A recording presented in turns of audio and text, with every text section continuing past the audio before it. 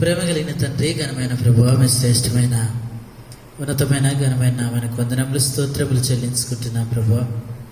ఇంతవరకు తండ్రి మీ వాక్యం ద్వారా మీరు మాట్లాడుతూ వచ్చిన ప్రతి లేఖనాన్ని బట్టి మిమ్మల్ని స్తుతిస్తూ ఉన్నాం ప్రభా. దావీదు తన జీవితంలో తండ్రి మరి యోనాతాను ప్రేమించిన ప్రేమను బట్టి, తనకిచ్చినటువంటి దుప్పటిని బట్టి మరి తండ్రి ధనుర్గీతం ఒకటి రచించి యోనాతాను ప్రేమను వర్ణిస్తూ ఉన్నాడు, వివరిస్తూ ఉన్నాడు.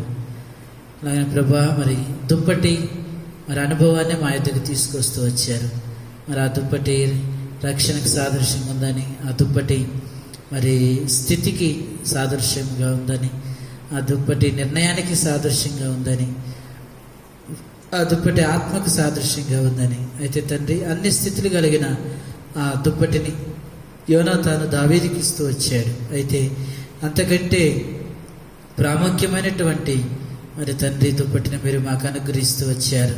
మరి యోనాతాను ఇచ్చింది కొంతకాలం ఉండి అది కాలగర్భంలో కలిసిపోయింది, కానీ మీరు ఇచ్చినటువంటి రక్షణ వస్త్రం, నీతి వస్త్రము, ఇవన్నీ కూడా మరి అవి ప్రభా మరి ఎప్పటికీ నిలిచి ఉండేవి ప్రభా. మీరు ఇస్తూ వచ్చారు ప్రభా. పాప స్థితిలో ఉన్నప్పుడు మమ్మల్ని జ్ఞాపకం చేసుకొని మమ్మల్ని రక్షించడానికి రక్షణ వస్త్రాన్ని మీరు అనుగ్రహిస్తూ వచ్చారు ప్రభా. అంతేకాదు కానీ మా స్థితిని మార్చడానికే తండ్రి మరి రాజవస్త్రం మీరు అనుగ్రహిస్తూ వచ్చారు. అంతేకాదు కానీ మరి మమ్మల్ని నిర్ణయించుకొని మీ పెళ్లి కుమార్తెగా మమ్మల్ని నిర్ణయించుకుంటూ వచ్చారు. పెళ్లి వస్త్రాన్ని కూడా మాకు ఇస్తూ వచ్చారు. అందుని బట్టి మేము స్తుతిస్తాను.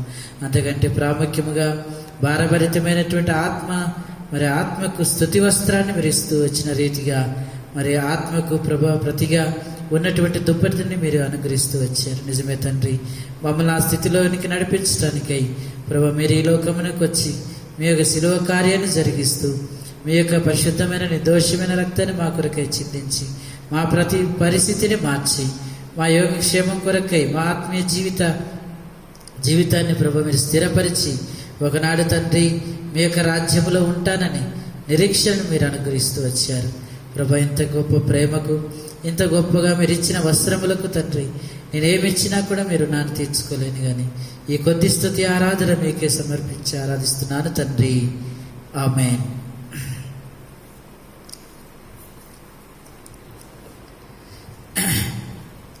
రండి మరి మనం బైబిల్ పల్లవి పాడుకొని ప్రభుని స్తుతిస్తాము. బైబిల్ పల్లవి పాడుకుంటాము. దయచేసి పరిశుద్ధ గ్రంథాలు అందరూ పైకి ఎత్తి పట్టుకునండి. బైబిల్ పల్లవి పాడుకుంటాం. భలే భలే మాట, బంగారు మాట, బైబుల్లో మాట, యేసు మాట. నా జీవితాన నీ జీవితాన మరువని మాట, యేసు మాట. నా జీవితాన నీ జీవితాన మరువని మాట, యేసు మాట. భలే భలే మాట, బంగారు మాట, బైబుల్లో మాట, యేసు మాట. మన కొద్ది నిమిషాలు దేవుని వాక్యాన్ని చూసుకొని మరి మన ఆత్మీయ జీవితాన్ని సరి చేసుకుంటాము. దయచేసి పరిశుద్ధ గ్రంథంలో నుంచి ప్రకటన గ్రంథము 22వ అధ్యాయం, ప్రకటన గ్రంథము 22వ అధ్యాయము 12వ వచనాన్ని అందరం కలిసి చదువుకుంటాం. 12వ వచనాన్ని. ఇదిగో త్వరగా వచ్చుచున్నాను, వాని వాని క్రియల చొప్పున ప్రతివానికి ఇచ్చుటకు నేను సిద్ధపరిచిన జీతము నా యొద్ద ఉన్నది. అలాగనే ఎఫెసీయులకు రాసిన పత్రిక 5వ అధ్యాయం, ఎఫెసీయులకు రాసిన పత్రిక 5వ అధ్యాయము 15వ వచనాన్ని అందరం కలిసి చదువుకుంటాం. దినములు చెడ్డవి గనుక మీరు సమయమును పోనివ్వక సద్వినియోగం చేసుకొనొచ్చు, అజ్ఞానుల వలె కాక జ్ఞానుల వలె నడుచుకున్నట్లు జాగ్రత్తగా చూసుకొనండి. అలాగనే 3వ భాగముగా ప్రకటన గ్రంథము 3వ అధ్యాయం, ప్రకటన గ్రంథము 3వ అధ్యాయము, ప్రకటన గ్రంథం 3వ అధ్యాయము 20వ వచనాన్ని కలిసి చదువుకుంటాం. 20వ వచనాన్ని కలిసి చదువుకుంటాం. ఇదిగో నేను తలుపు నద్ద నుండి తట్టుచున్నాను. ఎవడైనను నా స్వరమైన తీసిన ఎడల నేను అతని యొద్దకు వచ్చి అతనితో నేనును నాతో కూడా అతడు భోజనము చేయుదుము. కొద్ది సమయము మరి ప్రార్థన చేసుకుంటాము. దేవుడు ఈ మాటలు మనకి వినికిల్లో దీవించినట్లుగా ప్రార్థన చేసుకుంటాం. ప్రేమ కలిగిన తండ్రి, ఘనమైన ప్రభువా, ఇంతవరకు తండ్రి మరి మిమ్మల్ని ఆరాధించే విషయంలో మీరు ఎంతో సహాయపడుతూ వచ్చారు. అందుని బట్టి మేము స్తుతిస్తా ఉన్నాం. ఈ సమయంలో తండ్రి మరి మా ఆత్మీయ జీవితానికి కావలసిన కొన్ని మాటలు ప్రభువా మరి మేము తెలుసుకొని మా ఆత్మీయ జీవితాన్ని సరి చేసుకోవడానికి కావలసినటువంటి మాటలు మీరు అనుగ్రహించండి ప్రభా. ఈ లోకంలో ఉంటుండగా మరి ఎలా ఉండాలి, మరి ఏ విషయంలో మేము జాగ్రత్త కలిగి ఉండాలో మీ వాక్యం ద్వారా మీరు మాట్లాడుతారండి. వినగల చెవిని గ్రహించగల మనసును నాకు మాకు మా అందరికీ అనుగ్రహించండి ప్రభా. మరి మీ వాక్య భాగం వివరించేదాని కొరకు నిలబడుతుండగా ప్రభు బలపరచండి ప్రభా. మరి నన్ను పూర్తిగా మరుగు చేసి మిమ్మల్ని మీరే ప్రత్యక్షపరచుకొని మీ నామానికి మహిమకరంగా జరిగించుకుంటురమ్మని మరొకసారి ప్రభా మరి కేవలం నన్ను మీ నోటికి బోరగా మాత్రమే వాడుకుంటురమ్మని యేసు పరిశుద్ధ నామం బట్టి అడిగి వేడుకొనిచున్నాము తండ్రి, ఆమేన్.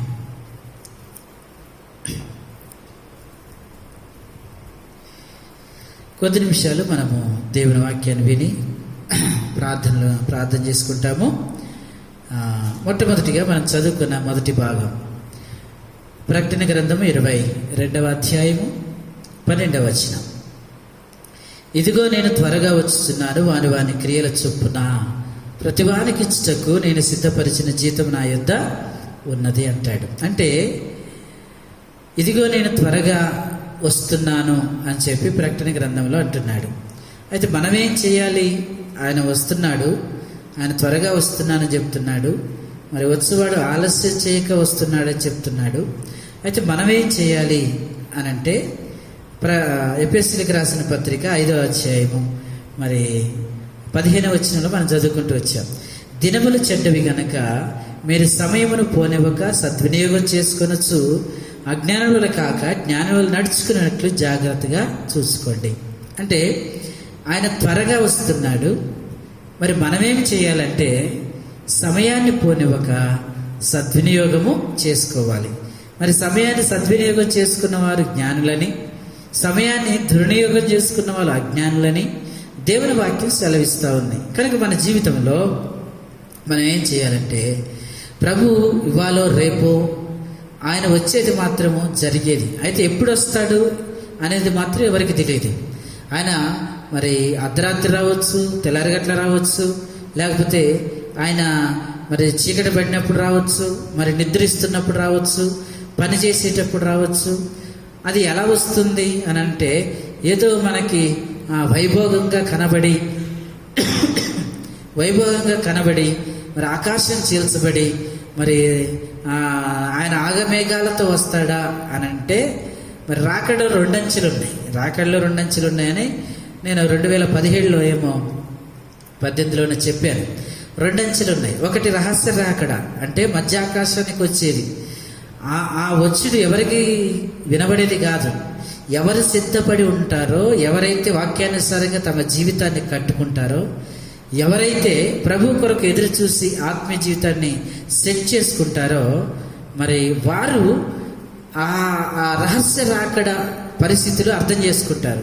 ఆయన ఆ రహస్య రాకడలో మధ్యాకాశానికి వచ్చి బూరను ఊదితే ఆ ఊదబడిన బూర శబ్దం ఎవరికి వినబడుతుందంటే అందరికి వినబడుతుంది.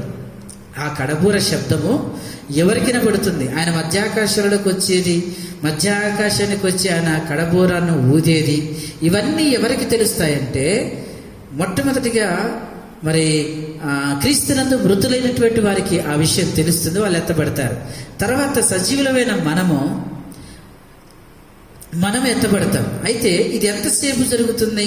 ఆ బూర ఎవరికి వినబడుతుందంటే సిద్ధపడి వాక్యానుసారంగా మరి ఆత్మీయ జీవితంలో ఖచ్చితంగా దేవుని కొరకు మరి బ్రతికినటువంటి వారు ఖచ్చితంగా ఆ కడబూర శబ్దాన్ని వింటారు. మన జీవితంలో మన నిరీక్షణ దేని కొరకంటే ఆ కడబూర శబ్దం కొరకు. ఆయన ఎప్పుడు మధ్యాకాశానికి వస్తాడో ఎవరికి తెలియదు, అది రహస్య రాకడ. కనుక మధ్యాకాశానికి వచ్చి ఆయన బూర ఊదినప్పుడు ఆ ఊదబడినటువంటి ఆ బూర మనం వినగలిగినప్పుడు మనము ఎత్తబడతాము. కాబట్టి ఇది ఎలా జరుగుతుందంటే, ఇద్దరు పొలంలో పనిచేస్తుంటే ఒకళ్ళు ఎత్తబడతారు. ఎందుకంటే ఆ వ్యక్తి సిద్ధపడ్డాడు కనుక ఆ వ్యక్తికి మాత్రమే ఆ కడబూర శబ్దం వినబడుతుంది. కాబట్టి ఆ వ్యక్తి ఎమ్మటి స్కిప్ అయిపోతాడు. ఈ పక్కన ఉన్నటువంటి వ్యక్తికి వినబడదు, ఆ బోర వినబడదు, అసలు ఏం జరుగుతుందో కూడా పక్కన అతనికి తెలియదు. కనుక అది రహస్యరేఖడ ఆ బోర. ఆయన త్వరగా వస్తాడు, ఇయ్యాలో రేపు ఎప్పుడు వస్తాడు. అయితే ఈలోపు మనము ఆ రహస్య రాకడలో కడబూర శబ్దం ఊదినప్పుడు ఆ శబ్దాన్ని వినగలిగే పరిస్థితి మన జీవితంలో ఉండాలి. చాలా మటుకు రాకడంటే ఆకాశం చీల్చబడి మరి ఆయన సైన్య సమూహంతో వస్తాడనేది అది రెండవ రాకడ. అంతకంటే ముందు మొదటి రాకడ ఉంది కదా, రహస్య రాకడ. ఈ రాకడ ఎవరు గ్రహిస్తారు, ఎవరికి వినబడుతుందంటే మరి సిద్ధపడిన వాళ్ళు, మరి తమ ఆత్మీయ జీవితాన్ని సెట్ చేసుకున్న వాళ్ళకి మాత్రమే ఇది వినబడుతుంది. కనుక అదిగాక ఇది ఎంతసేపు జరుగుతుందంటే రెప్పపాటులో జరిగేది. రెప్పపాటులో ఇటు చూసి ఎల్లోపు ఉండడు, అంతే. ఒక్క క్షణంలోనే అయిపోద్ది, అంతే. ఆయన రాకడ రాకడ రాకడ అనుకుంటున్నాం కదా మనం. అంటే ఈ రాకడ ఎప్పుడు వస్తుంది ఏంటి అనే ఆలోచనలో ఉన్నాం కదా మనం. అయితే ఆయన రాకడ అట్లా టప్పుని వస్తుంది, అంతే. ఒక్క సెకండ్లో మొత్తం మారిపోద్ది. అది ఎలా వస్తుందంటే తూర్పున మెరుపు పుట్టి పడమర కనబడినట్టుగా ఆయన రహస్య రాకడ అనేది ఉంటుంది. అది ఒకే ఒక్క సెకండ్లో రావటం, బోర వినగానే స్కిప్ అయిపోవడం, అంతే. అది అసలు ఎంత ఫాస్ట్గా జరుగుతుందంటే దాన్ని ఏది కూడా క్యాచ్ చేయలేదు. కాబట్టి ఆ సున్నితమైంది ఆ సెకండ్ కోసం, ఆ కడబూర శబ్దం వినే ఆ సెకండ్ కోసము మనం సిద్ధపడాలి. సిద్ధపడకపోతే మనం స్కిప్ అయితే, మనం వెళ్ళిపోయిన తర్వాత ఒకవేళ భూమి మీద విడిచిపెడితే చాలా పరిస్థితులు మనము తట్టుకోవాల్సినటువంటి పరిస్థితులు ఉంటాయి, ఎదుర్కోవాలి. ముద్రలు ఇవన్నీ కూడా చాలా పరిస్థితులు ఉంటాయి. కనుక మనం ఏం చేయాలంటే, ఇదిగో ఆయన త్వరగా వస్తున్నాడు, ఆయన రహస్య రాకడ వస్తున్నాడు. ఆయన బూర ఊదినప్పుడు క్షణంలో మనం ఎత్తబడతాం. ఈ బూర శబ్దం కోసం ఒక్క సెకండ్లో ఎత్తబడే దానికోసమే మనం జాగ్రత్తగా ఉండాలి. అందుకని యేసుప్రభువు చెప్పాడు కదా, దొంగ ఎలాగొచ్చునో అలాగొస్తునో. ఆయన రాకడ అలా ఉంటుంది. ఆయన రాకడ అంత సాఫ్ట్గా ఉంటుంది. ఆయన రహస్య రాకడ అంత నిదానముగా ఉంటుంది. పక్కన వ్యక్తికి కూడా తెలియదు ఎత్తబడే సంగతి. కనుక మనం అలా ఎత్తబడాలి అంటే మన సమయమును సద్వినియోగం చేసుకోవాలి. సమయం ఉంది కదా అని చెప్పి దేనికి ఉందనుకుంటున్నామంటే సంపాదించడానికి, దేనికి ఉందనుకుంటున్నామంటే ఇహలోక సంబంధమైనటువంటి వాటికి సమయం ఉందనుకుంటున్నాం. కానీ ఆ సమయం కూడా ఒకటి ఉంది కదా, యేసు ప్రభువారు వచ్చే సమయం కూడా ఒకటి ఉంది కదా. ఆ సమయం కోసం మన ఆత్మీయ జీవితాన్ని కట్టుకోవాలి. ఆ సమయం నేను ఎత్తపడాలి. నేను సెకండ్లో నేను నా కుటుంబం, నా పిల్లలు, నా సంఘం అందరం ఎత్తపడాలి అంటే మాకు ఏం కావాలంటే జాగ్రత్త కావాలి. ప్రతి సమయం పోనీయకుండా దేవుని కొరకు బ్రతకాలి. ఎప్పుడు వస్తానో తెలియదు, ఎప్పుడు ఎత్తపడతామో తెలియదు, ఎప్పుడు మనము ఈ లోకం నుంచి తీపడతామో తెలియదు. ఆ సెకండ్ కోసం నేను, మన పిల్లలు, మన కుటుంబం, మన సంఘం ఎదురు చూడాలి. ఇలా ఎదురు చూడాలంటే సమయాన్ని పోనీయొద్దు. ఆత్మీయ జీవితంలో సమయాన్ని సద్వినియోగం చేసుకోవాలి. ఒకవేళ సమయం సద్వినియోగం చేసుకోకుండా అజ్ఞానుల వలె ఏం వస్తలే, ఎప్పటి నుంచో చెప్తున్నాడు, వస్తున్నాడు, మనకేం తెలుసు, మన పనులు మనం చేసుకుందామని అనుకుంటున్నామా? రాకడ విషయంలో జాగ్రత్త కలిగి ఉంటున్నామా లేదా? రాకడ కొరకు సిద్ధపడుతున్నామా లేదా? మనం ఎప్పుడు ఉంటుందో తెలియదు రాకడ. ఈ రాకడ కొరకు సిద్ధపడాలంటే సమయం జాగ్రత్త చేసుకోవాలి. కనుక ఆయన త్వరగా వస్తున్నానంటున్నాడు, ఎప్పుడు వస్తున్నాడో తెలియదు అంటున్నాడు, సమయం తెలియదు అంటున్నాడు. వీటన్నిటి విషయాలు అంత జాగ్రత్తగా ఉండాలి. మనం ఒక పిఎం మన దగ్గరికి వస్తున్నాడంటే ఎప్పటి నుంచి కాపలా కాసుకొని కూర్చుంటామండి? వారం 10 రోజుల నుంచి పనులు మొదలు పెట్టుకుంటాం. అన్నీ ఆ ఊరంతా పిఎం ఏ ఊరికి వస్తున్నాడో ఆ ఊరంతా ఏమీ లేకుండా, పెంట లేకుండా ఉద్యానవనాలు, పార్కులు అవి ఇవి అన్ని సెట్ చేసి రోడ్లు వేసి, ఎందుకంటే పిఎం వస్తున్నాడు. వచ్చాడా? వస్తాడయ్యా, వస్తాడు. వస్తానని చెప్పిండుగా, వస్తాడు. అంటే బియ్యము రాకడ కోసమే ఇన్ని సిద్ధపాటు చేసుకొని కాలువలు, మురికి కాలువలు, రోడ్లు ఇవన్నీ సిద్ధపాటు చేసుకొని బియ్యము రాకడ కోసం ఎదురు చూస్తామే. యేసు ప్రభు వారు నేను వస్తున్నాను అని అన్నాడే, ఆయన రాకడ కొరకు మనం సిద్ధపడకపోతే, మన ఆత్మీయ జీవితాన్ని మనం సెట్ చేసుకోకపోతే, మన ఆత్మీయ జీవితాన్ని మనం సరి చేసుకోకపోతే, మరి రెప్పపాటులో మనము విడవబడతాం, రెప్పపాటులోనే ఎత్తబడతాం. రెప్పపాటులోనే విడవబడేది, రెప్పపాటులోనే ఎత్తబడేది. కనుక దాని కొరకు మనం సిద్ధపడాలి. 3వ మాటగా మనం చదువుకున్నాము, మరి సమయం పోనివ్వకుండా మనము దేని విషయంలో సిద్ధంగా ఉండాలి అని అంటే 3వ అధ్యాయం, ప్రకటన గ్రంథం 3వ అధ్యాయము 20వ వచనం. ఇదిగో నేను తలుపు నొద్ద నిలుచుండి తట్టుచున్నాను, ఎవడైనా నా స్వరం అయిన తలుపు తీసిన ఎడల నేను అతని యొద్దకు వచ్చి అతనితో నేనును, నాతో కూడా అతడు భోజనము చేయును. ఇక్కడ గత వారం మనం ధ్యానం చేసుకున్నాము. ఇందులో 4 సంగతులు ఉన్నాయని మనం తెలుసుకుంటూ వచ్చాం. ఒకటి, మరి తలుపు నొద్ద ఉన్నాడు అంటే సమీపముగా ఉన్నాడని గత వారంలో తెలుసుకున్నాం. రెండవదిగా తట్టుచున్నాడు. ఈ రోజున ఆ తట్టుచున్నాడు అనేటువంటి మాటను మనము చూద్దాం. ఎందుకంటే సమయమును పోనివ్వకుండా మనం ఏం చేయాలంటే తట్టువాడిని చూడాలి, తట్టేవాడిని చూడాలి. రండి, కొద్ది నిమిషాలు మరి మనం ఈ వాక్య భాగం గురించి మనం తెలుసుకుంటాం. మన ఆత్మీయ జీవితాన్ని సరి చేసుకోవడానికి మనం కొన్ని విషయాలు నేర్చుకుంటాం. ఇక్కడ గత వారంలో ఆయన ఎక్కడికి వచ్చాడంటే తలుపు దగ్గరికి వచ్చాడు, సమీపానికి వచ్చాడని తెలుసుకున్నాం. ఇప్పుడు సమీపానికి వచ్చిన ఆయన ఏం చేస్తున్నాడంట? చెప్పండి, ఏం చేస్తున్నాడంట? తట్టుతున్నాడు అని అంటే అర్థం ఏంటంటే, ఇక్కడ ఒక విషయాన్ని మనం అర్థం చేసుకోవాలి. ఇక్కడ మాట ఎలా రాయబడుతూ వచ్చిందంటే 20వ వచనంలో, నేను తలుపు నొద్ద నిలుచుండి తట్టుచున్నాను, ఎవడైనను నా స్వరం విని. అంటే ఇక్కడ ఏం జరుగుతున్నాయి? రెండు జరుగుతున్నాయి. అర్థమవుతుందా? అక్కడ ఏమైనా మాట్లాడుతున్నాడంటే నిలుచుండి తట్టుచున్నాను అంటాడు, ఎవడైనా నా స్వరం విని అంటాడు. అంటే ఇక్కడ తట్టడం జరుగుతుంది. తట్టడంతో పాటు ఏం జరుగుతుందంటే ఆయన పిలుస్తున్నాడు అనేది మనం అర్థం చేసుకోవాలి. ఇప్పుడు మన ఇంటికి ఎవరైనా వచ్చారు, ఎవరైనా వచ్చినప్పుడు ఏం మాట్లాడకుండా ఉత్తగానే తలుపు కొడుతున్నారనుకోండి, టకటక అని తలుపు కొడుతున్నారనుకోండి, ఎలా అనిపిస్తుంది చెప్పండి? ఎలా అనిపిస్తుంది? మనం ఎంత జాగ్రత్తగా ఇంట్లో పడుకున్నా అర్ధరాత్రి టైం 2-1 గంటన్నర ఆ టైంలో ఏం మాట్లాడకుండా మరి నిర్మానుష్యంగా ఉన్నటువంటి రాత్రిలో చిమ్మ చీకటిలో మరి కరెంటు పోయి ఫ్యాన్ శబ్దం, ఏ శబ్దం లేదు, కేవలం ఆ మెలుగులు పురుగుల అరుపులు లైట్గా వినబడుతున్నాయి.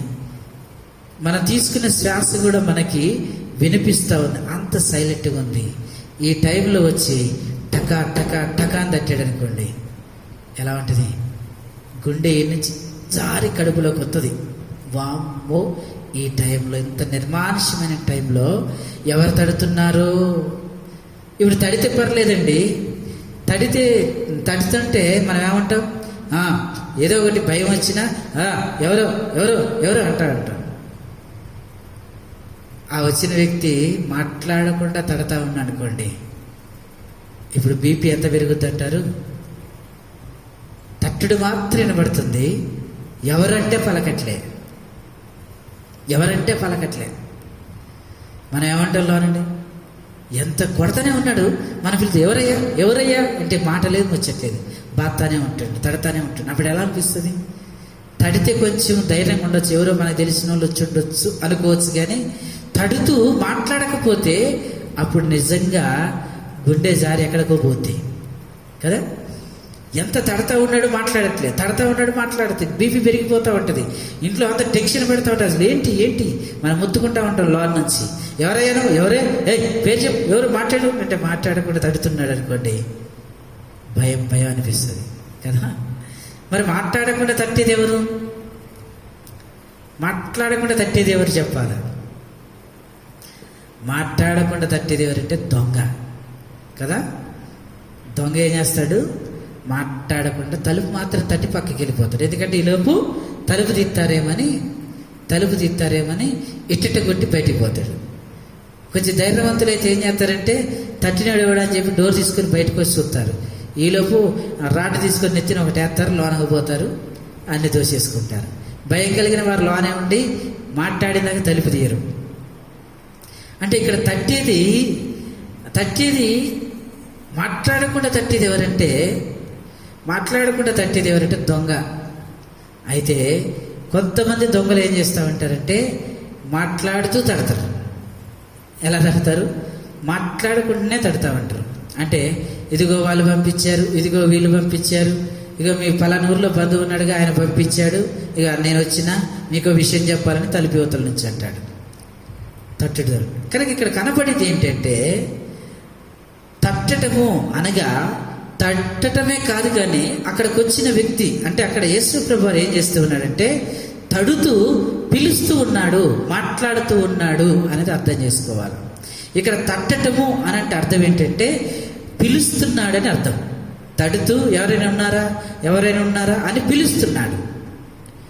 తడుతూ పిలుస్తూ ఉన్నాడు. అంటే ఇక్కడ తట్టటము అంటే అర్థం ఏంటంటే పిలుపుకు సాదృశ్యంగా ఉంది. కనుక మనము సమయాన్ని పోనివ్వకుండా దేవుడు మనం పిలుస్తున్నప్పుడు మనం పలకాలి. ఆయన పిలుస్తున్నప్పుడు మనం ఆ పిలుపును వినగలగాలి. మనం పిలుస్తూ ఉన్నప్పుడు సమయాన్ని వ్యర్థపరచుకోకుండా, ఆయన తడుతున్నా పట్టించుకోకుండా మన పనులు మనం చేసుకుంటూ ఉంటే ఆయన తట్టి తట్టి తట్టి తట్టి పిలిచి పిలిచి పిలిచి పిలిచి ఆయన వెళ్ళిపోతాడు. నీ జల్దరు వృక్షపు నీడలో అనే పాటలు ఉంటుంది. ఎంత చక్కటి పదాలు ఉంటాయండి దాంట్లో. నీ హృదయపు వాకిలి తెరువమని పాట ఉంది కదా. నీ హృదయపు వాకిలి తీయుమని పలు దినములు మంచులు నిలచితివి, నీ శిరము వానకు తడసినను, నే శిరము వానకు తడసినను కదా. అంటే ఆయన బయటుండి తడుతూ ఉన్నాడు, పిలుస్తూ ఉన్నాడు. ఆయన బయటుండి తడుతూ ఉన్నాడు, పిలుస్తున్నాడు. ఈలోపు బయట ఏమొస్తూ ఉందంటే వర్షం వస్తూ ఉంది, మంచు వస్తూ ఉంది, ఎండ వస్తూ ఉంది. అక్కడ మంచు వస్తూ ఉంది, ఎండ వస్తూ ఉంది. నీ శిరము వానకు తడిసినను. అంటే ఆయన వెయిటింగ్ చేస్తూ పిలుస్తున్నాడు, తడుతున్నాడు. కానీ ఆ తలుపు మాత్రం తీసే పరిస్థితిలో లేకుండా మనం ఉంటే మరి అదెంతో నష్టము అనేది మనకి అర్థం కావాలి. కనుక ఈయన పిలుస్తున్నాడు, ఆ పిలుపుని మనం గుర్తిరగాలి. దేవుడు ప్రతి ఒక్కరిని తట్టి పిలిచేవాడు. ఆయన తట్టి పిలిచినప్పుడు ఖచ్చితంగా మనం వినగలగటమే కాదు, కానీ ఆయన పిలుపును మనం గ్రహించాలి. చాలాసార్లు మన జీవితాల్లో దేవుడు ఎన్నోసార్లు వాక్యము ద్వారా మనల్ని హెచ్చరిస్తూ ఉంటాడు. ఎలా పిలుస్తాడు అనే ఆలోచన ఉంటుంది కదా. ఏమైనా మరి కంప్యూటర్లో ఫోన్ చేసి పిలుస్తాడా, లేకపోతే మరి కళల ద్వారా పిలుస్తాడా, వీటన్నిటి ఆలోచనలు మనకు ఉంటాయి. అయితే ఆయన పిలుపు ఎలా ఉంటుందంటే వాక్యము ద్వారా ఎక్కువగా పిలుపు ఉంటుంది. పిలవటం చాలా రకాలుగా ఉంది. అయితే వాక్యము ద్వారా దేవుడు మనల్ని చాలాసార్లు పిలుస్తూ ఉంటాడు. అప్పుడు మనం గ్రహించాలి. ఆయన తట్టడం అంటే అదే. వాక్యము కొన్నిసార్లు మన దగ్గరకు వచ్చి తడతా ఉంటుంది. మన హృదయాన్ని తలుపు ఒక వాక్యం అనేది మన హృదయాన్ని తడుతూ ఉన్నప్పుడు మనం ఏం చేయాలంటే ఆ వాక్యాన్ని చేర్చుకోవడానికి మన హృదయం అనేటువంటి తలుపును తీయాలి. అది దేవుని వాక్యమని నా స్వరాన్ని గుర్తిరిగి అంటాడు. అక్కడ ఏమంటాడు?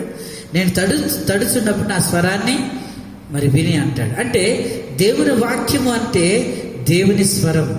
కనుక దేవుని వాక్యం ద్వారా మనతో అనేక సార్లు మాట్లాడుతూ ఉంటుంది, పిలుస్తూ ఉంటుంది. దేని కొరకు? రక్షణ జీవితాన్ని కంటిన్యూ చేసేదాని కొరకు. దేని కొరకు? దేవుని పని కొరకు పిలుస్తూ ఉంటుంది. దేని కొరకు? దేవుని కొరకు ప్రయాసపడే దాని కోసం దేవుని వాక్యం పిలుస్తూ ఉంటుంది. కనుక ఆయన పిలుస్తూ ఉన్నప్పుడు మనం వినాలి. ఎందుకంటే ఆయన పిలుస్తాడు. తర్వాత పిలవటం బంద్ చేస్తాడు. ఆ తర్వాత ఆయన పిలుపు కోసం మనం ఎంత ప్రయత్నం చేసినా మనకు ఆ పిలుపు దొరకదు. ఇక ఆయన పిలుస్తున్నప్పుడే మనము సిద్ధపడాలి, తలుపు తీయాలి. అలాగన కొంతమంది భక్తులు తమ జీవితాల్లో దేవుని యొక్క పిలుపును, సమయాన్ని మరి సద్వినియోగం చేసుకున్నటువంటి వారు కొంతమంది ఉన్నారు. మనకు తెలిసిన వాళ్ళే టకటక కొన్ని విషయాలు చూద్దాం. మరి ఆదికాండము 12వ అధ్యాయం మొదటి వచనం. యెహోవా, నీవు లేచి నీ దేశము నుండి, నీ బంధువుల అద్దె నుండి, నీ తండ్రి ఇంటి నుండి నీవు బయలుదేరి నేను నీకు చూపించు దేశమునకు వెళ్ళుము. నిన్ను గొప్ప జనముగా చేసి నిన్ను ఆశీర్వదించి నీ నామమును గొప్ప చేయదును. నీవు ఆశీర్వాదముగా నందువు. నిన్ను ఆశీర్వదించి వారిని ఆశీర్వదించేదను, నేను దూషించి వారిని శపించేదను. భూమి యొక్క సమస్త వంశములు యందు ఆశీర్వదించబడను. ఇక్కడ అబ్రహాము జీవితంలో దేవుడు పిలుస్తూ ఉన్నాడు, తడుతూ పిలుస్తూ ఉన్నాడు. అబ్రహాముని దేవుడు పిలుస్తున్నప్పుడు వాక్కు ద్వారానే పిలుస్తూ ఉన్నాడండి ఆయన్ని. వాక్కు అంటే ఏంటి అర్థం? వాక్కు అంటే దేవుని వాక్యం అని అర్థం. కనుక అబ్రహామును పిలిచిన పిలుపు ఎలా పిలుస్తూ వచ్చాడంటే వాక్కు ద్వారా ఆయన పిలిచాడు. ఆ పిలుపును గుర్తెరిగినటువంటి అబ్రహాము ఇంక ఏమీ ఆలోచించలేదండి. ఏ సమయం గురించి ఆలోచించలేదు, ఏ పరిస్థితి గురించి ఆయన ఆలోచించలేదు. వెంటనే దేవుని పిలుపును గ్రహించినటువంటి అబ్రహాము వెంటనే తన ఇంటి నుంచి బయలుదేరాడు. అందుకనే పిలుస్తున్నవాడు, ఆయనకు అనుభవం ఉందా? పోనీ పిలుస్తున్నవాడు దేవుడు, యెహోవా దేవుడని ఆయనకు అనుభవం ఉందంటే ఇంతకు అబ్రహాం గారికి యెహోవా దేవుడు అనే సంగతి ఆయనకు తెలియదు. ఎందుకంటే అబ్రహాం గారు మరి విగ్రహాలు తయారు చేసి అమ్మే కుటుంబానికి సంబంధించిన వాడు. అబ్రహాం గారి కుటుంబం ఏంటి? అబ్రహాం కుటుంబం చేసే పని ఏంటంటే విగ్రహాలు తయారు చేసి అమ్మేవాళ్ళు కదా, సూర్యదేవతకు నమస్కరించేటటువంటి వాళ్ళు. అంటే ఆయనకు యెహోవా గురించి అనుభవం లేదు, దేవుని గురించి ఏమాత్రం అవగాహన లేదు. అయినా అబ్రహాం గారు దేవుడు పిలవగానే ఆయన స్వరాన్ని గుర్తిరిగాడు. వెంటనే అన్ని తీసుకొని సదురుకొని భార్యను తీసుకొని బయలుదేరుతూ వచ్చాడు. అంటే తెలియకపోయినా, దేవుడు ఎవరో తెలియదు, ఆశీర్వాదం ఏంటో తెలియదు, ఆయన ఏం చేయగలడో తెలియదు, ఆయన ఎలాంటి కార్యాలు చేస్తాడో తెలియదు, మరి ఇక్కడ చెప్పిన ఆశీర్వాదం ఇస్తాడో ఇయ్యడో తెలియదు. ఇవన్నీ పట్టించుకోకుండా అబ్రహాం గారు వెంటనే బయలుదేరుతూ వచ్చాడు. ఈ రోజున మన జీవితాల్లో అన్నీ తెలుసు మనకి. అబ్రహాం గారికి తెలియదండి, అబ్రహాం గారికి తెలియదు. కానీ నా పని నిమిత్తం రావాలి అబ్రహాం అంటే వచ్చేసాడు. ఈ రోజున దేవుని గురించి మనకు తెలియదంటే చాలా తెలుసు. దేవుని గురించి సాక్ష్యం చెప్పమంటే ఎంత బాగా చెప్తామండి, ఎంత బాగా చెప్తాం. ఇగో హాస్పిటల్లో అయిపోయిందని చెప్పిర్రు, ఇక నిన్ను మోయటమే అని చెప్పిర్రు. అయితే అప్పుడు దేవుడు నాతో స్పష్టంగా మాట్లాడు. ఆ స్వరం నేను విన్నా. స్పష్టంగా మాట్లాడి దేవుడు నన్ను స్వస్థపరిచాడు. డాక్టర్ అన్నాడు, నువ్వు బ్రతకవు, ఇక నువ్వు చచ్చిపోతావు అన్నాడు. తెల్లారి 3వ రోజు టెస్ట్ చేస్తే ఏ డాక్టర్ అయితే నువ్వు చస్తావన్నాడో ఆ డాక్టర్ ఏమీ లేదమ్మా నీకు అని అన్నాడు. అంటే దేవుడి గురించి మనకి ఎంత తెలుసు అంటే మనం ఇతరులకు చెప్పేటప్పుడు ఎలా చెప్తాం? నా దేవుడు నన్ను బ్రతికించాడంటే ఇంత కాదు. ఆ దేవుని మహిమ, ఆయన యొక్క కృప రాయడం లేకపోతే నేను బ్రతికేవాడినే కాదు అని సాక్ష్యం చెప్తూ ఉంటాం. అంటే దేవుని గురించి అబ్రహాముకి తెలియదు, కానీ దేవుని గురించి ఎవరికి తెలుసు అంటే మనకు తెలుసు. అసలు దేవుని స్వరాన్ని వినటం అంటే ఏంటో తెలుసా నీకు? నేను చెప్తా అంటాను కదా. అంటే దేవుని స్వరాన్ని ఆయన మిమిక్రీ చేసి మాట్లాడినా, ఆయన గొంతు మార్చి మాట్లాడినా, దేవుని స్వరాన్ని ఏం చేసి మాట్లాడినా గుర్తెరిగే స్టెమినా మనకుంది కదా. దేవుడు ఏంటో మనకు తెలుసు, దేవుడి కార్యాలేంటో మనకు తెలుసు. మన జీవితాల్లో, మన కుటుంబాల్లో, మన పిల్లల విషయంలో, మన విషయంలో, మన రక్షణ విషయంలో దేవుడు ఎలాంటి వాడో మనకు తెలుసు. అయినా కూడా కొన్నిసార్లు మన జీవితంలో దేవుని మాటను వినం. దేవుడు అబ్రహాము పిలిచినప్పుడు అబ్రహాముకు దేవుడు ఎవరో తెలియదు. ఆయన నమ్మాడు, వెళ్ళిపోయాడు. ఈ రోజున దేవుడు ఎవరో మన జీవితాల్లో ఆయన నిరూపణ చేసుకున్నాడు. దేవుడు ఎలాంటి వాడు మన జీవితాల్లో నిరూపణ చేశాడు. ఆయన శక్తిని ఆశ్రయించు. ఆయన శక్తి తెలుసు, బలం తెలుసు, ఆయన మహిమ తెలుసు, ఆయన ప్రభావం తెలుసు. అన్నీ తెలిసినా కూడా మనం ఎలా ఉంటామంటే దేవుని మాటను విని హృదయంలో చేర్చుకునే గుణం మనకి ఇంకా లేదా? ప్రభు రాకడ దగ్గర ఉంది. ఇంకా దేవుడు నిన్ను ఏ విషయంలో పిలుస్తున్నాడో నువ్వు గ్రహించకపోతే, ఈ రోజున ఆత్మీయ జీవితంలో ఆత్మీయంగా ఉండాలని దేవుడు పిలుస్తున్నాడా? దేవుని పని కొరకు పిలుస్తున్నాడా? దేవుని పరిచర్య కొరకు పిలుస్తున్నాడా? దేనికి పిలుస్తున్నాడో ఆ పిలుపును మనం గుర్తిరగకపోతే, అనేక సార్లు మనకి వాక్యం విన్నప్పుడు ఏమనిపిస్తూ ఉంటారు, అరే నేను ఇలా చేస్తే బాగుండు, అదే పిలుపు. ఇంకా ప్రత్యేకంగా ఆయన మేఘాల నుంచి వచ్చి పిలిచేది దేవుని వాక్యం ద్వారా పిలుస్తున్నాడు కదా. ఎన్నోసార్లు మన జీవితాల్లో ఎన్నో రీతులుగా దేవుని వాక్యం మనం సంధిస్తూ ఉంటే ఆ పిలుపుని వింటున్నాం, కానీ హృదయం అనే తలుపులు మాత్రం తీసే పరిస్థితి లేదు. అబ్రహాము తన జీవితంలో విన్నాడు, ఆయన పిలుపుని గ్రహించాడు, ఆశీర్వాదం పొందుకుంటూ వచ్చాడు. అంతేకాదుగా నిర్గమ 33:10 మోషే గారి జీవితం కూడా మనకు తెలుసు. ఒకసారి చూడండి 10 కాగా రమ్ము, నిన్ను ఫరో ఎంతకు పంపెదనో ఇశ్రాయేలైన నా ప్రజలకు నీవు ఐగుప్తులో నుండి తోడుకొని పోవలెను. ఇక్కడ మోషేని పిలుస్తా ఉన్నాడు దేవుడు, మోషేని పిలుస్తా ఉన్నాడు. మోషే జీవితంలో ఆయన గొర్రెలు కాచుకుంటున్నాడు, రాజరికం అనుభవించాడు, ఆ నుంచి గొర్రెలు కాస్తూ ఉన్నాడు. ఈ గొర్రెలు కాసేటటువంటి ఈ టైంలో దేవుని పిలుపు ఆయనకు రావటం జరుగుతూ వచ్చింది. అంటే ఆయన పిలుపును విని మోషే గారు కాస్త అటు ఇటు తడబడ్డాడు.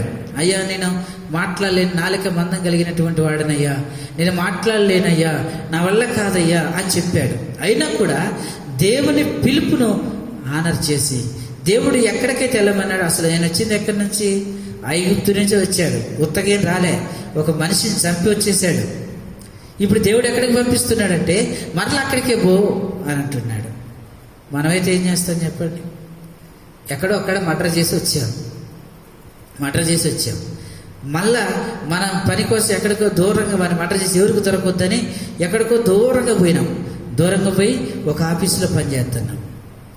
ఆ ఆఫీస్ అయినా మరలా అక్కడ మర్డర్ చేసిన కాలనీకి ఆఫీసర్గా మనల్ని పంపిస్తే ఎట్లుంటుంది? ఉద్యోగం అన్న మానేస్తాం, కానీ అక్కడికి మాత్రం పోం. ఇక్కడ మోషే గారి పరిస్థితి అలాంటిదే. అక్కడ హత్య చేసి వచ్చాడు, ఆయన దేవుడు మళ్ళీ అక్కడికి వెళ్ళాలంటున్నాడు. అయితే అక్కడ మోషే గారు ఏం చెప్పినా చివరాఖరికి ఏం చేశాడంటే దేవుని పిలుపును హానర్ చేశాడు.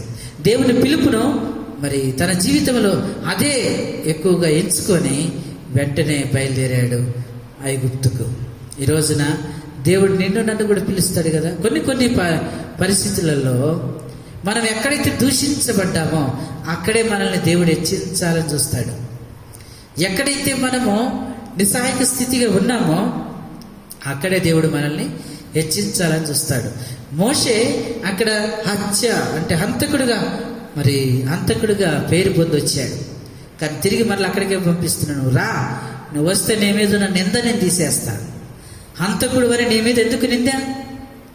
ఇప్పుడు మోషే గనక దేవుడు చెప్పినప్పుడు ఆయన ఐగుప్తుకి పోకపోతే మోషే జీవితంలో బ్రతికినంత కాలము నరహంతకుడిగానే, దొరకనటువంటి దొంగ, వాంటెడ్ పర్సన్గానే మోషే గారు ఉండేవారు.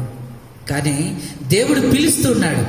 ఎక్కడైతే నువ్వు పడిపోయావో, ఎక్కడైతే ఏ పరిస్థితులు అయితే నువ్వు ఆటంకం చేసుకున్నావో మరలా ఆ పరిస్థితులు నిన్ను హెచ్చించాలి అని మోషేని పిలుస్తున్నాడు. నువ్వు ఎక్కడి నుంచి వచ్చావు? మళ్ళీ అక్కడికి రాయ్యా, నేను ఆడ తప్పు చేసి వచ్చానయ్యా, అయినా పర్వాలే రా, నేను హెచ్చిస్తా. కనుక మన జీవితంలో కొన్నిసార్లు దేవుడు పిలుస్తూ ఉంటాడు. ఎక్కడ తప్పు చేసామో ఆ తప్పు దగ్గరికి మనం పిలుస్తాడు దేవుడు. ఇదిగో పలానా విషయంలో నేను తప్పు చేశాను, అయితే నువ్వు రా, అక్కడికి రా. ఆ తప్పులోనే నువ్వు సరి చేసుకొని ఆ తప్పులోనే మరలా ఆ తప్పు చేయకుండా నేను నిర్దోషిగా కా. దేని విషయంలో? దేవుని ఏ విషయంలో అయితే దేవునికి మనము మరి శత్రువులుగా మారుతూ వచ్చామో ఆ విషయంలో మళ్ళీ మనం సరి చేసుకోవాలి. దేవుడు కొన్నిసార్లు వాక్యం ద్వారా పిలుస్తూ ఉంటాడు. ఏమని?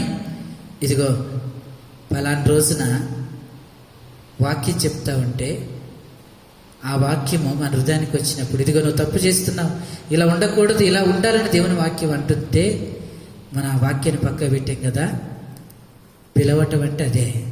మనం ఏ స్థితిలో పడిపోయామో ఆ స్థితిని జ్ఞాపకం చేసినప్పుడు అక్కడికి రావాలి. వచ్చేం చేయాలి? అయ్యా, అవును, నీ వాక్యానుసారంగా నేను ఒప్పుకుంటున్నాను, నీ వాక్యం ద్వారా నాతో మాట్లాడావు, నా జీవితంలో ఇది ఉంది అయ్యా, నిన్ను హానర్ చేయాల్సినటువంటి వ్యక్తిగా ఉన్నాను, చేయలేకపోయాను. నేను స్తుతించవలసిన వ్యక్తిగా ఉన్నాను, స్తుతించలేకపోయాను. ఏ స్థితిలో అయితే పడిపోయామో ఆ స్థితిలోకి దేవుడు తీసుకొస్తాడు. తీసుకొచ్చినప్పుడు దాన్ని సరి చేసుకొని అక్కడ నిలబడాలి.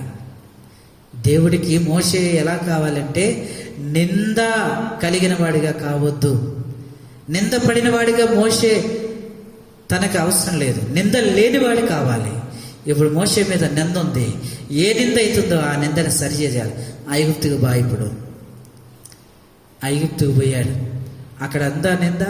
ఇప్పుడు నింద అంటానికి లేదు, నింద అంటానికి లేదు. ఇప్పుడు నింద లేని వాడిగా మోషే దేవుని దృష్టిలో ఉంటూ నా ఇల్లంతటిలో ఎలాంటి వాడంటే మోషే నమ్మకమైన వాడు. కనుక దేవుడు కొన్నిసార్లు మన తప్పుల విషయాల్లో కూడా పిలుస్తాడు. దేవునికి వ్యతిరేకంగా తిరిగిన స్థితిలో దేవుడు మనం పిలిచినప్పుడు ఆ పిలుపును మనం గుర్తెరగాలి. వాక్యము ద్వారా దేవుడు మనం సంధిస్తూ ఉంటాడు, ఇదిగో ఇది తప్పు, ఇది తప్పు. ఎందుకంటే వాక్యము ద్వారా మనం పిలిచినప్పుడు మనం సరి చేసుకోకపోతే అసలు ఎలా ఉంటుంది అని అంటే, ఒకసారి నా జీవితంలో జరిగింది చిన్నది. నేను ఒక రోజున నాకు వర్షిప్ మెసేజ్ ఇచ్చారు మా పాస్టర్ గారు. ఒకసారి ఎప్పుడో చెప్పుకున్నట్టున్నాను. వర్షిప్ మెసేజ్ ఇస్తే ఆ రోజు నేను శనివారం రోజు కొత్త కళ్ళజోడు కొనుక్కున్నాను. అది చిన్న కళ్ళజోడు, ఇవేమో ఎర్రై, చెవులకు పెట్టుకునే పోగులు ఉంటాయే అవేమో ఎర్రై. అవి పెట్టుకొని వర్షిప్ మెసేజ్కి పోయాను. వర్షిప్ మెసేజ్కి పోయి వర్షిప్ చెప్పి వచ్చి కూర్చున్నాను. కూర్చుంటే ఆరాధన అయిపోయింది. తర్వాత అయ్యగారు సెకండ్ మెసేజ్ మొదలుపెట్టారు.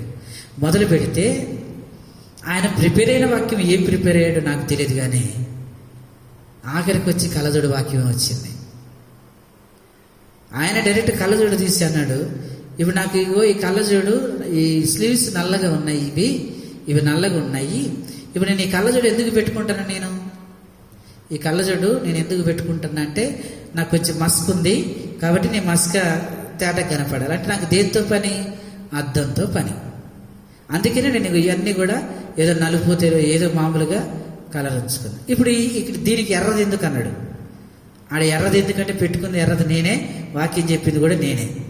దీనికి ఎర్రది ఎందుకు అంటే, ఎర్రది పెట్టుకుంటే నీకు అందంగా ఉండొచ్చు. ఎర్రది పెట్టుకుంటే, నువ్వు కళ్ళజోడి ఎర్రది పెట్టుకుంటే నీకు అందంగా ఉంటే నీకు నచ్చింది కాబట్టి నువ్వు ఈ ఎర్రవి పెట్టుకున్నావు కదా అని వాక్యంలో చెప్తున్నాడు. ఆయన వాక్యంలో ఆయన చెప్తున్నాడు. నేను కింద కూర్చొని చాలా పడుతున్నాను. ఎందుకంటే అంతకుముందు నేను మామూలు కళ్ళజోడే పెట్టుకునేవాడిని. కాకపోతే ఎందుకో ఒక దుర్బుద్ధి పుట్టింది.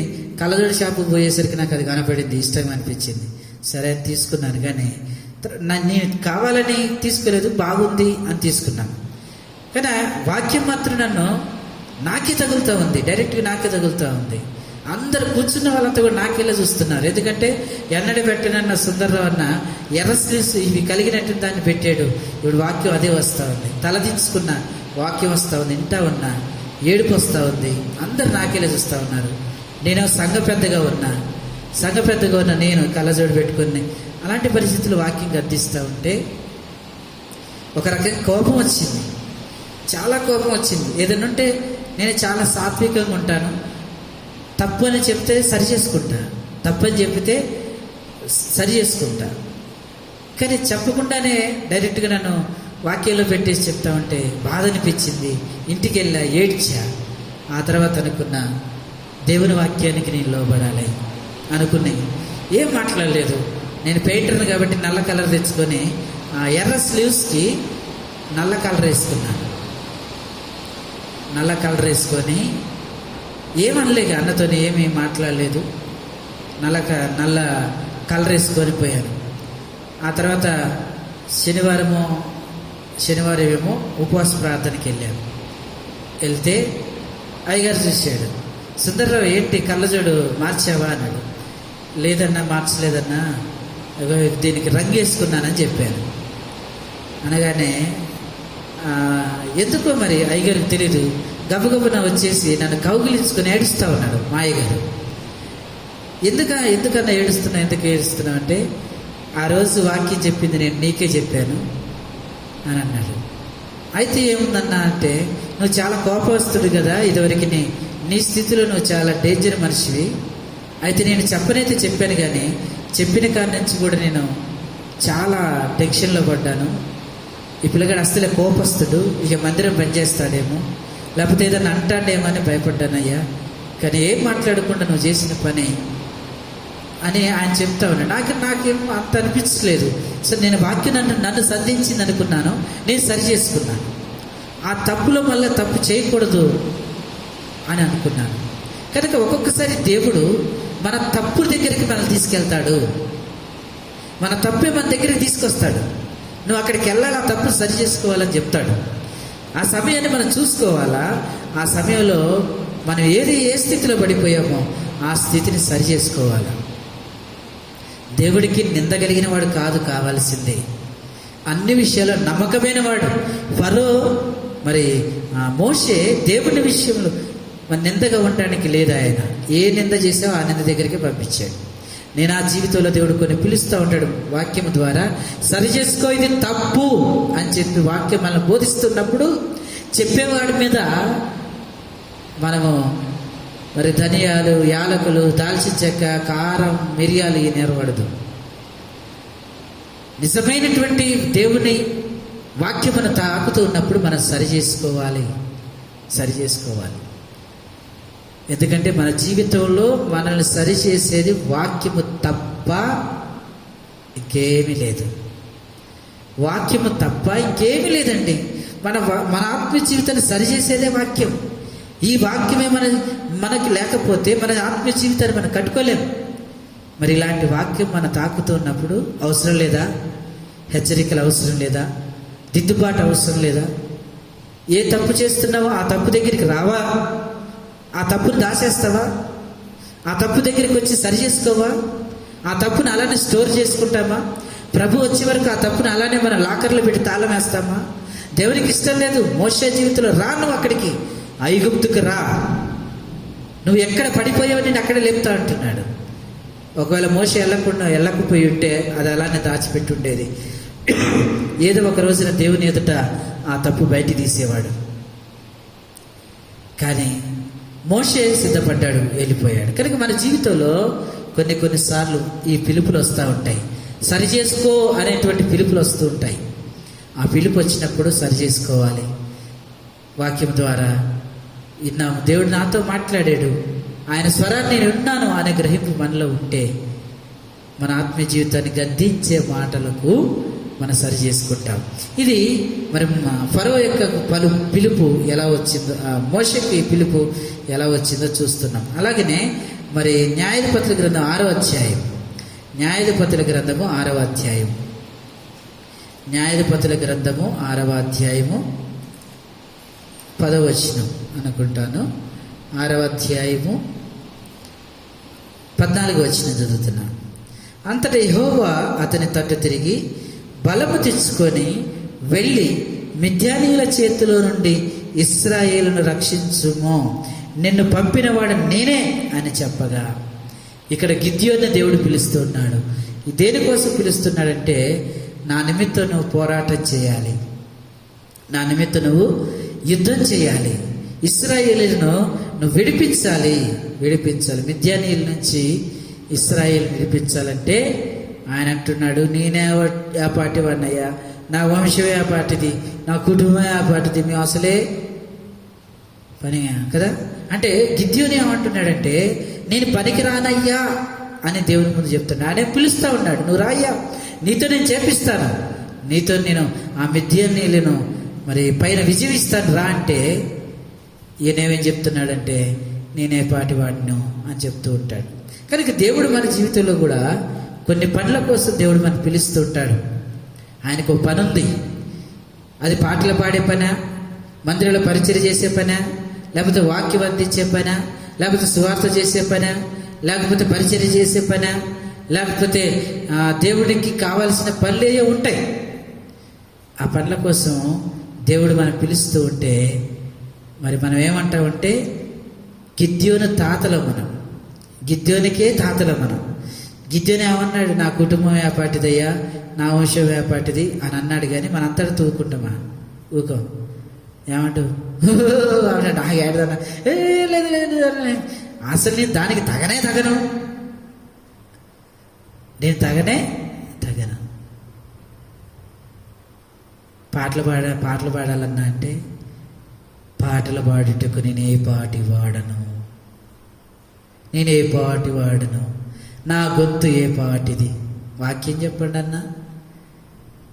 జీవం కలిగినటువంటి దేవుని వాక్యం చెప్పుటకు నేను ఏ పాటి వాడను, నా కుటుంబం ఏ పాటిది. ఇలాంటి డైలాగులన్నీ వస్తూ ఉంటాయి కదా. దేవుడేమో వాడుకోవాలంటే నువ్వు ఇలాంటి గిద్యోను తాత డైలాగులు కొడితే మరి ఎప్పుడు చేస్తావు దేవుని పని? బతికినన్నాళ్ళు దేవుని పని చేయవు. ఎప్పుడు పిలిచినా నేనే పాటివాడిని, నా కుటుంబం ఏ పాటిది, నా కొంప ఎలాంటిది, నేను ఎలాంటి వాడిని అనుకుంటే ఎన్ని రోజులు ఉంటా? ఇంతేనయ్యా. ఆయన పిలుస్తూ ఉన్నాడు, దేనికో వాడుకోవాలని అనుకుంటున్నాడు దేవుడు.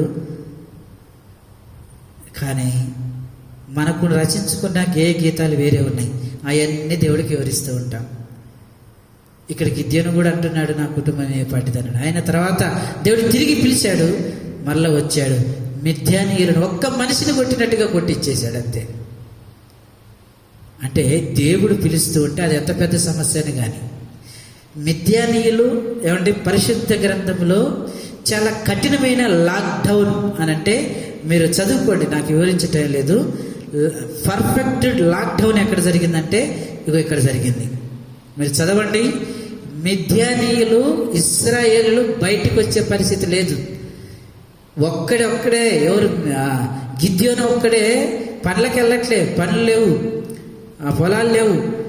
గిద్యోను ఒక్కడే దొంగ చాటుగా వచ్చి ఏం చేస్తున్నాడంటే గానుగ చాటున వాటిని దుల్లగొడతా ఉన్నాడు. గోధుమల ఏం దుల్లగొడతా ఉన్నాడు ఆయన? గిద్యోను మిద్యానీయులు మరిగి ఉండినట్లు గానుగ చాటున గోధుమలు ఏం చేస్తా ఉన్నాడంటే దుల్లగొడతా ఉన్నాడు. అంటే ఒక్కడు లాక్డౌన్ నుంచి బయటకు వచ్చి మరి ఆకలితో ఏమో దంచుకుంటున్నాడు. అయితే దేవుడు అది చూశాడు. ఎన్ని మిద్యానీయులు ఎవరి ఇళ్ళకి రానియకుండా చేసినా నువ్వు వచ్చి చేస్తున్నావంటే నీలో డేరుంది, అది గమనించాడు దేవుడు. ఆ మిద్యానీయులను కళ్ళు కప్పి గోధుమను దొల్లగొట్టుచున్నావంటే నీలో శక్తి ఉంది, దేవుడు గ్రహిస్తాడు. కాబట్టి మన జీవితంలో కూడా దేవుడు కొన్ని గ్రహించి ఈ చెయ్యాలి అని అనుకొని మనల్ని పిలుస్తూ ఉంటాడు. అయితే మనము ఆ పిలుపును దూరం పెడుతూ ఉంటాం. నేను ఎంతటి వాడను, నేను ఎలాంటి వాడిని అనుకుంటా మనం ఆ దేవుని పిలుపును దూరం చేసుకుంటా. ఆయన తట్టి చెయ్యి, సువార్త చెప్పయ్యా, ప్రార్థన చేయయ్యా, వాక్యం చెప్పయ్యా, పాటలు పాడయ్యా. ఎన్ని సంవత్సరాల జీవితంలో తడుతూ ఉన్నా మనము ఇక గిద్యోను డైలాగులు మనం మర్చిపోవాలి. ప్రభు రాకడ ఉంది, ఎప్పుడూ తెలియదు. ఆయన వచ్చేసరికి కొంతన్న దేవుని కొరకు మనం పనిచేసే వారంగా ఉండాలి. అలాగనే యెషయా గ్రంథంలో కూడా 6వ అధ్యాయంలో అంటాడు, నా నిమిత్తం ఎవడు పోవుదురు అంటే యెషయా అన్నాడు, నన్ను పంపయ్యా. అబ్రహాము నువ్వు వెళ్ళాలి అంటే సరే అన్నాడు, ఆడు ఓకే. మోషే దగ్గరికి వస్తే నువ్వు వెళ్ళాలంటే కొంచెం సాకు చెప్పాడు. గిద్యోని దగ్గరికి వస్తే నువ్వు వెళ్ళాలంటే కొంచెం సాకు పెట్టాడు. కానీ ఇక్కడ దేవుడు ఆప్షన్ ఏమన్నాడు తెలుసా? యెషయా నువ్వు వెళ్ళు అని అనలే. ఆయన అనుకుంటున్నాడు నా నిమిత్తం ఎవరు పోవును అని ఆయన అనుకుంటున్నాడు. అయితే స్వచ్ఛందంగా వచ్చాడు యెషయా గారు. వచ్చేసి ఆ పిలుపుని గమనించాడు. దేవుడికి ఏదో అవసరం ఉంది కాబట్టి ఏదో రకంగా ఇది చెయ్యాలని ముందుకు వచ్చాడు అంతే. కొన్నిసార్లు మన జీవితాల్లో దేవుడు పిలుస్తుంటే రాము, కొన్నిసార్లు దేవుడికి నీడుంది అని తెలిసినా కూడా రాము. పర్ఫెక్ట్గా ఈ పనికి నువ్వు ఉపయోగపడతావు రావు అని పిలిచినప్పుడు రాము. అలాగనే దేవునికి ఇది అవసరం ఉంది, ఇది నేను చేస్తానని కూడా ముందుకు రాము. అంటే పనుల విషయాలని కాదండి, పరిచర్య విషయం చెప్తున్నాను. పనుల విషయం మనం ఎవరైనా పనులు చేయొచ్చు, అది పెద్ద సమస్య కాదు. కానీ పరిచర్య అది కావాలి దేవునికి. పాటలు పాడేవాళ్ళు, వాయిద్యాలు వాయించేవాళ్ళు, అన్ని చేసేవాళ్ళు కావాలి. ఈ రోజున దేవుడు పిలుస్తూ ఉన్నాడు. యెషయా అన్నాడు, నన్ను పంపయ్యా, నేను వెళ్తా. నువ్వేదో పిలుపు నీకు అవసరం ఉందని నాకు అనిపిస్తూ ఉంది అంటే పిలవకపోయినా, యెషయాని పిలవకపోయినా యెషయా అంటున్నాడు, నన్ను వాడుకోయ్యా, నేనున్నాను, నన్ను వాడుకో. అనగలవా ఈ రోజున యెషయా అన్నట్టుగా, అయ్యా నన్ను వాడుకో. అయితే నాకు ఏది రాదు, నాకు చదవటం రాదు, పాడటం రాదు, వాక్యం చెప్పటం రాదు, ఏమీ రాదయ్యా, అయితే నాకు వాడబడాలనుంది, నన్ను వాడుకో అని అనగలిగితే దేవుడు వాడుకోవడానికి సిద్ధంగా ఉన్నాడు. పేతురు చదువు లేదు, జ్ఞానం లేదు, ఆయన దేవుడు ఎలా వాడుకుంటూ వచ్చాడు? నత్తివాడైనటువంటి మోషేని దేవుడు ఎలా వాడుకుంటూ వచ్చాడు?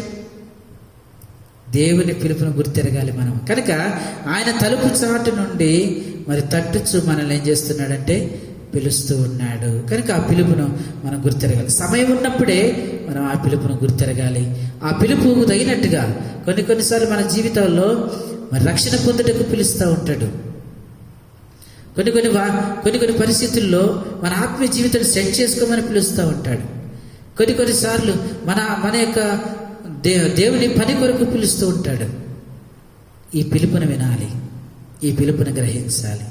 మన సమయాన్ని వృధా చేసుకోవద్దు. చాలామందికి పిలుపు తెలియదంటే తెలుసు, తెలిసినా కూడా పక్క పెడుతున్నామే, ఇది అశ్రద్ధ, ఇదే అజ్ఞానం. సమయాన్ని వృధా చేసుకుంటున్నామే, అదే అజ్ఞానం. కనుక మన జీవితంలో ఆయన తడుతూ ఉన్నప్పుడు ఆయన స్వరాన్ని విని తీయాలి. ఆ రీతిగా దేవుడు మనకు సహాయపడును. రండి ప్రార్థన చేసుకుంటాం. ప్రేమ కలిగిన తండ్రి, ఘనమైన ప్రభువా, ఇంతవరకు మీ వాక్యం ద్వారా మీరు మాట్లాడుతూ వచ్చిన ప్రతి లేఖనాన్ని బట్టి మిమ్మల్ని స్తుతిస్తా ఉన్నాం. ఈ సమయంలో తండ్రి మరి తలుపు నద్దుండి నేను తట్టుచున్నాను అని అంటున్నారు. కనుక తండ్రి ఆ తట్టుట అనగా పిలుపునకు సాదృశ్యంగా ఉంది. కనుక తండ్రి మరి ఆ పిలుపును మరి అబ్రహాం ఇంటూ వచ్చాడు, మరి మోషే ఇంటూ వచ్చాడు, మరి తండ్రి అలాగనే గిద్యోని ఇంటూ వచ్చాడు. కనుక తండ్రి మీ యొక్క అవసరతల్లో మీరు పిలుస్తున్నప్పుడు ఆ పిలుపును గ్రహించే వరంగా ఉండుటకు ఆ పిలుపును గ్రహించే శక్తిని మాకు అనుగ్రహించండి.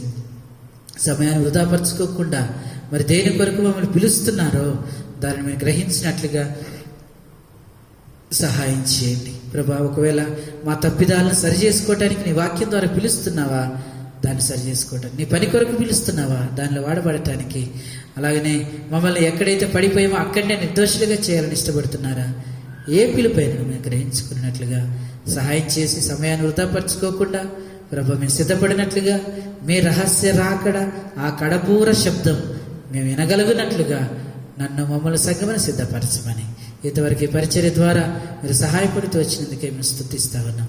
అలాగనే తండ్రి దేశ పరిస్థితులను మీరు మార్చండి ప్రభా. మరి ఈ యొక్క కరోనా వైరస్ నుంచి మా దేశాలన్నిటిని విడిపించండి ప్రభా. మీరే స్వస్థపరచండి, సహాయం చేయండి, కృప చూపించండి. తిరిగి నీ మందిరాల్లో మిమ్మల్ని ఆరాధించి మహింపరిచి ఘనపరిచేటటువంటి విధానంలో సహాయం చేయండి.